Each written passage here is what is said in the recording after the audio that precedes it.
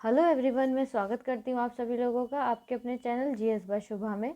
तो कैसे आप सभी लोग? मैं आशा करती हूँ आप सब लोग बहुत अच्छे होंगे, एकदम स्वस्थ होंगे। तो चलिए, अब आज की जो हमारी पॉलिटी की क्लास है अब हम उस पर आते हैं। तो आप लोगों को पता ही है, पॉलिटी में अभी जो हमारा टॉपिक चल रहा है वो कौन सा टॉपिक चल रहा है? केंद्र राज्य संबंध, यानी कि सेंटर स्टेट रिलेशंस। तो आज हमारे इस टॉपिक की 12वीं क्लास है। ठीक है, तो अब तक जितनी भी क्लासेस हो चुकी हैं, जिन लोगों ने नहीं की हैं या जो इस चैनल पर पहली बार इस वीडियो को देख रहे हैं, तो मेरी सभी से रिक्वेस्ट है, प्लीज़ जो अब तक जितनी भी क्लासेस हो चुकी हैं आप एक बार उन क्लासेस को ज़रूर लीजिएगा, आपको बहुत ही ज़्यादा बेनिफिट मिलेगा।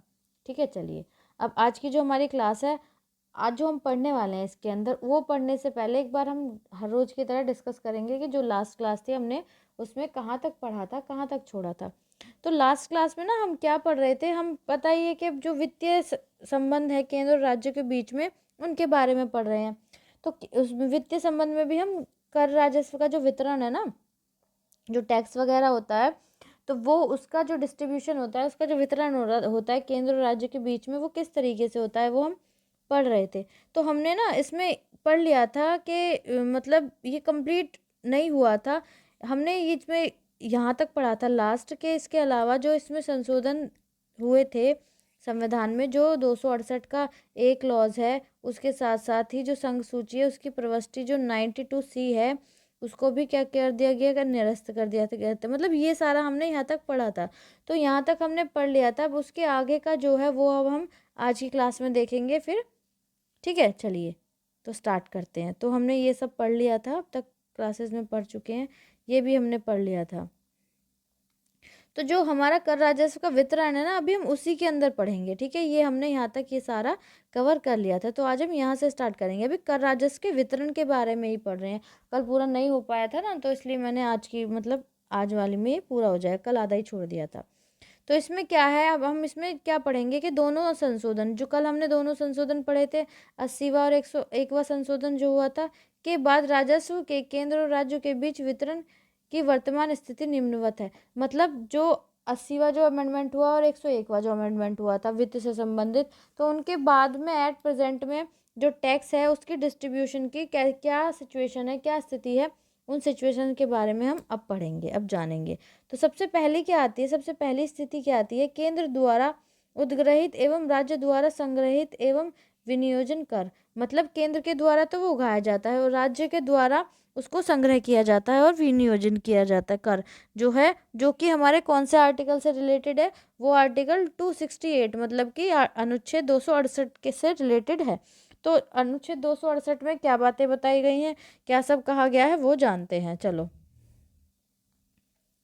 तो इसमें क्या कहा गया है, इस श्रेणी में विनियम विनियम पत्रों, चेकों, वादा नोटों, नीतियों, बीमा एवं शहरों एवं अन्य के वितरण पर लगाने वाले स्टाम्प शुल्क आते हैं।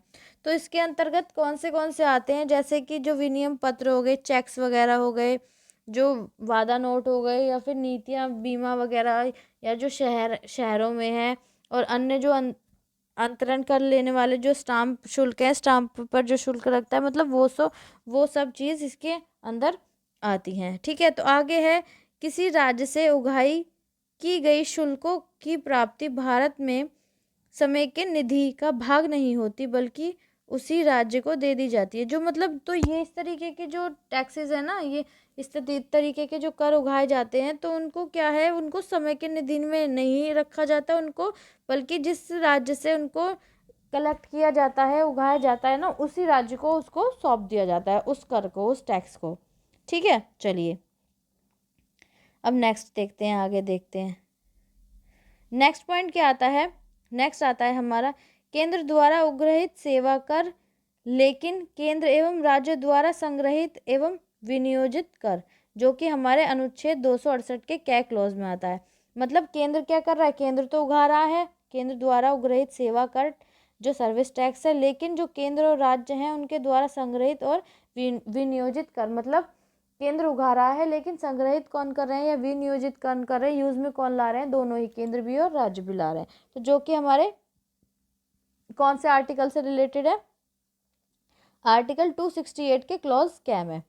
ठीक है, चलिए, तो इसमें क्या बताया गया है, इसमें कहा गया है कि सेवाओं पर कर केंद्र द्वारा लगाया जाता है। कोई भी टैक्स सेवा होती सर्विस होती है, तो उनमें जो टैक्स लगाया जाता है ना, वो सेंटर के द्वारा ही लगाया जाता है, लेकिन इसका संग्रहण एवं उपयोग केंद्र एवं राज्य दोनों मिलकर करते हैं। लेकिन इसका जो यूज़ करते हैं तो वो केंद्र और राज्य दोनों ही मिलकर करते हैं। इनके संग्रहण एवं उपभोग संबंधी विनियमों का निर्धारण संसद द्वारा किया जाता है। तो इनके जो संग्रहण है और जो इनके उपभोग हैं उससे संबंधित जो भी नियम है उनका जो निर्धारण है वो कौन करती है? वो संसद करती है, वो हमारी पार्लियामेंट करती है। ठीक है, चलिए, आई होप इतनी बात आपको समझ आ गई होगी। चलिए नेक्स्ट आता है, नेक्स्ट पॉइंट क्या आता है? संघ द्वारा उग्रहित एवं संग्रहित किंतु राज्यों को सौंपा जाने वाला कर, अनुच्छेद 269 या फिर आर्टिकल 269। मतलब जो संघ है, जो सेंटर है, उसके द्वारा तो उगाया जा रहा है ना, और संग्रह भी किया जा रहा है वो पैसा, वो टैक्स, किंतु राज्यों को सौंपे जाने वाला कर। लेकिन फिर उसको क्या है? संग्रहित किंतु राज्य को सौंपे जाने वाला कर, मतलब फिर भी वो राज्य को सौंप दिया जाता है, जो कि हमारे आर्टिकल 269 के अंडर आता है। तो इसमें क्या है? इसमें कुछ कंडीशंस, मतलब कुछ कंडीशंस नहीं, इसमें किन किन तरीकों से उस पैसों को या उस कर को राज्यों को सौंप दिया जाता है तो वो बताई गई हैं। तो अंतर्राज्य व्यापार, या तो अंतर्राज्य व्यापार है या फिर वाणिज्य है में कुछ वस्तुओं के क्रय विक्रय से संबंधित कर, मतलब जो अंतर्राज्य व्यापार है या वाणिज्य है या फिर वस्तुओं से क्रय विक्रय से संबंधित जो टैक्स हैं वो समाचार पत्र को छोड़कर, मतलब समाचार पत्र को छोड़कर वो सारे चीज़ें इसके अंदर आती हैं। नेक्स्ट क्या है? माल या सामान के अंतर राज्यीय व्यापार या वाणिज्य के पारेषण से संबंधित कर। इन करों से प्राप्तियां भारत की समेकित निधि का भाग नहीं बनती, इन्हें संसद द्वारा निर्धारित नियमों अनुसार संबंधित राज्य को सौंप दिया जाता है।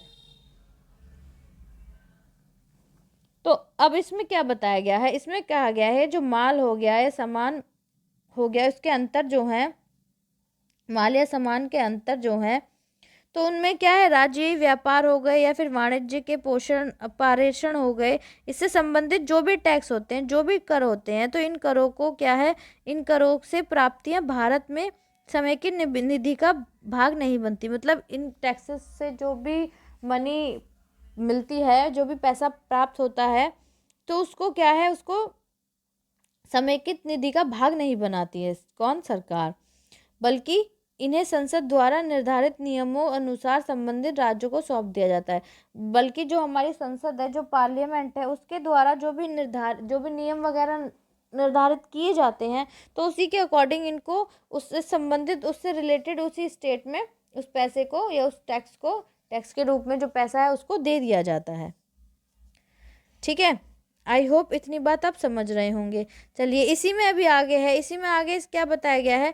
वस्तु एवं सेवा कर से उगाही और संग्रहण, अंतर्राज्य व्यापार एवं वाणिज्य। ठीक है, तो सी पॉइंट के अंदर ये मतलब जो हमने तीसरा पॉइंट ये पढ़ा है, तो इसी में आता है।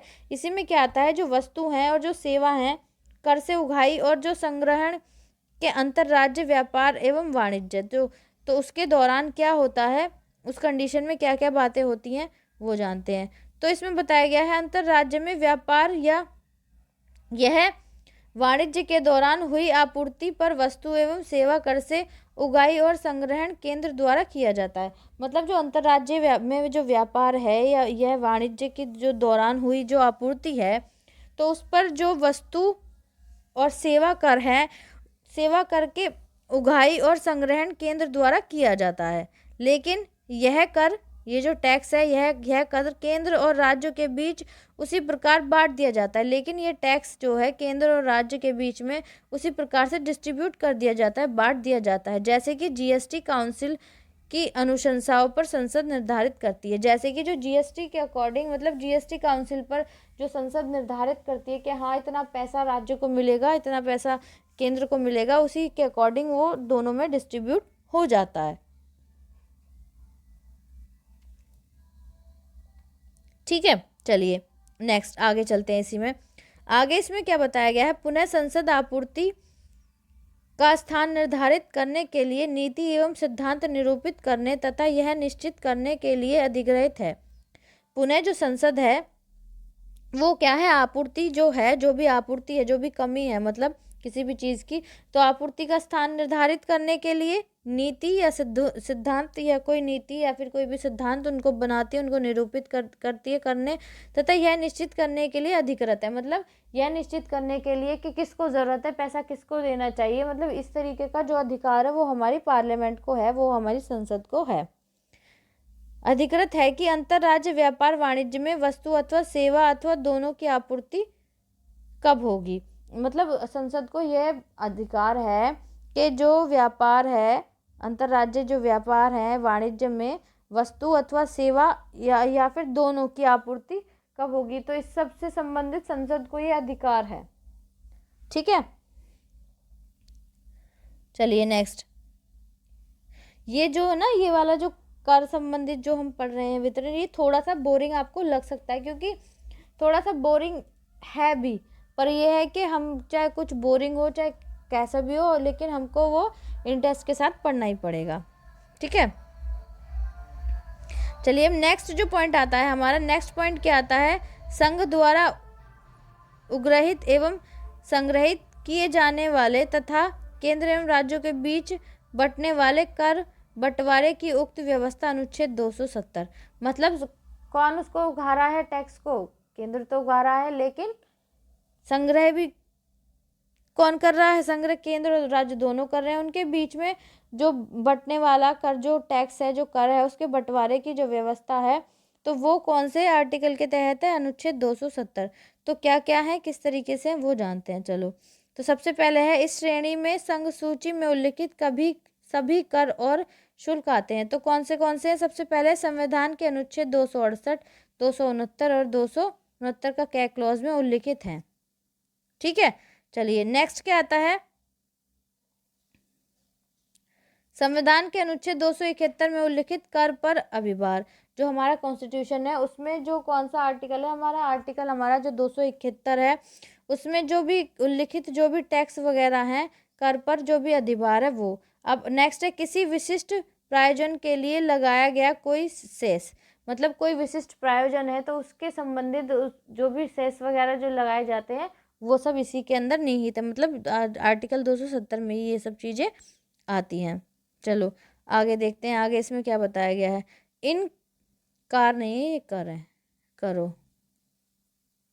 इन करों और शुल्कों की कुल प्राप्तियों के वितरण की प्रक्रिया राष्ट्रपति द्वारा वित्त आयोग की सिफारिश पर अनुशंसित की जाती है। मतलब ये जो भी टैक्स हैं या फिर जो भी शुल्क है, तो कुल जो भी प्राप्त होती है उसका वितरण जो है, उसका जो डिस्ट्रीब्यूशन है, कि उसकी जो प्रोसेस है, जो प्रक्रिया है, राष्ट्रपति द्वारा वित्त आयोग की सिफारिश पर अनुशासित की जाती है। मतलब राष्ट्रपति जो है वो करेंगे, जो भी होगा वित्त आयोग उनको सजेस्ट करेगा, सजेशन देगा, तो उसकी सिफारिश करेगा, तो वित्त आयोग की सिफारिश पर कौन करेगा, राष्ट्रपति करेंगे। ठीक है,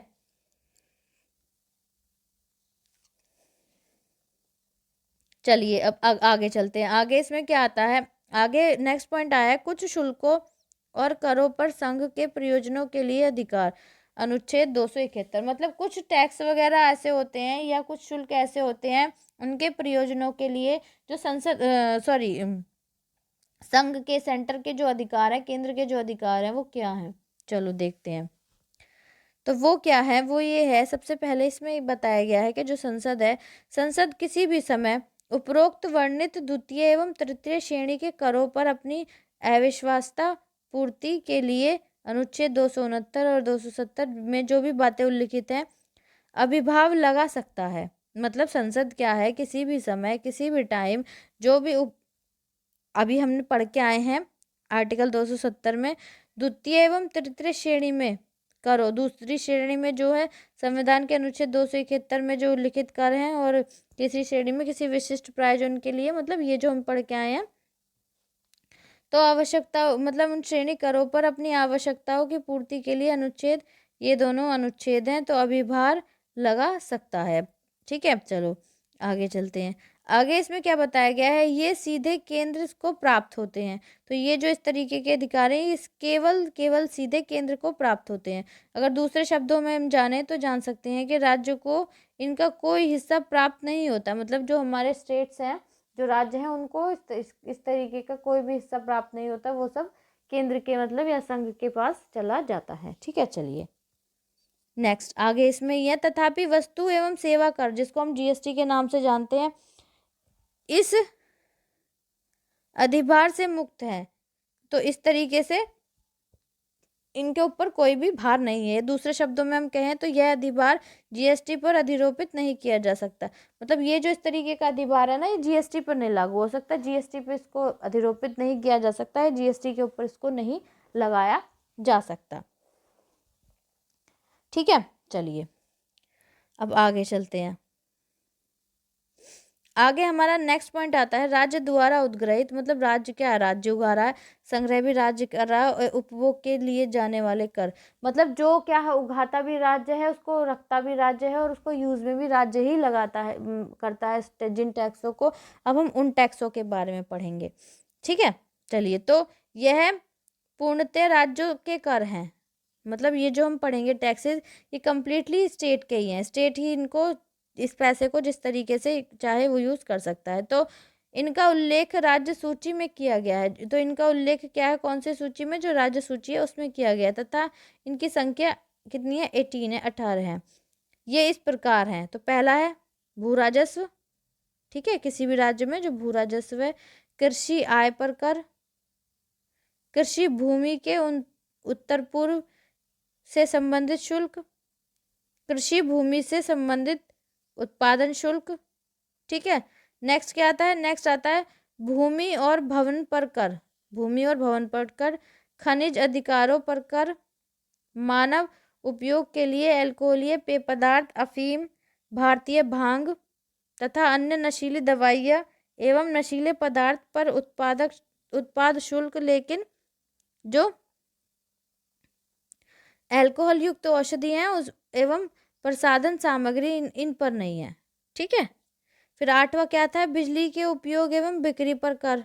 ये सब टैक्स जो जाते, जो बिजली का बिल वगैरह हम देते हैं, बिल वगैरह जो पे करते हैं, तो ये सब राज्य सरकार के पास ही जाता है। ये कच्चे तेल हो गए, हाई स्पीड डीजल हो गया, या मोटर स्प्रेड हो गया जिसको हम पेट्रोल के नाम से जानते हैं, प्राकृतिक गैस हो गया, या उड्डयन टरबाइन ईंधन, ये सब हो गए। ठीक है, चलिए आगे है तथा मानव उपयोग के लिए अल्कोहलीय पेय पदार्थ पर कर, किंतु इनमें अंतर्राज्य व्यापार या वाणिज्य के दौरान बिक्री तथा ऐसी वस्तुओं की अंतर्राष्ट्रीय व्यापार अथवा वाणिज्य के दौरान बिक्री भी शामिल नहीं है। ठीक है, ये हो गया। फिर 10वां क्या आता है, 10वें नंबर पे आता है सड़क अथवा अंतर्देशीय जल परिवहन में वस्तुओं या तथा यात्रियों को ढोने पर लगाया गया कर। तो ये भी किसके पास जाता है, ये भी राज्य सरकार के पास जाता है। फिर आता है वाहनों पर कर, जो व्हीकल्स होते हैं उन पर जो टैक्स लगाता है वो आ गया। फिर पशुओं तथा नौकाओं पर कर, पत्थर कर, व्यवसाय व्यापार कॉलिंग्स तथा रोजगार पर कर, कैप्टिशन कर, मनोरंजन तथा